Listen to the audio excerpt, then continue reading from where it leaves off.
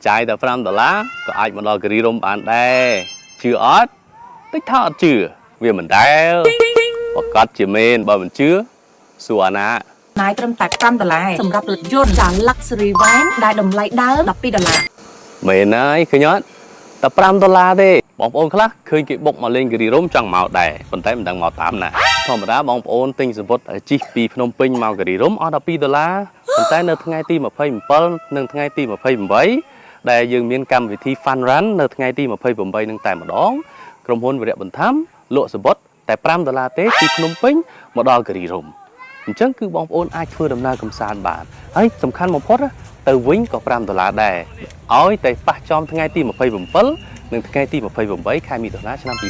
2026ហើយអ្វីដែលកាន់តែពិសេសនោះគឺកញ្ញាកុយអាណានឹងដឹកនាំការរត់កំសាន្តក៏ដូចជាការរត់ដើម្បីមនុស្សធម៌ដែលមានបងប្អូន content creator ឬក៏ influencer ជាច្រើននឹងចូលរួមក៏ដូចជា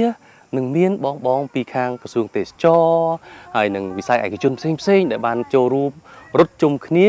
នៅព្រឹកថ្ងៃទី28ដើម្បីលើកស្ទួយវិស័យទេសចរក៏ដូចជាផ្ដល់ជូនថវិកាជាសប្បុរសធម៌ផងដែរអញ្ចឹងកុំភ្លេចចូលរួមទាំងអស់គ្នាថ្ងៃទី28រត់ប៉ុន្តែអាចមកដេករីសតនៅថ្ងៃទី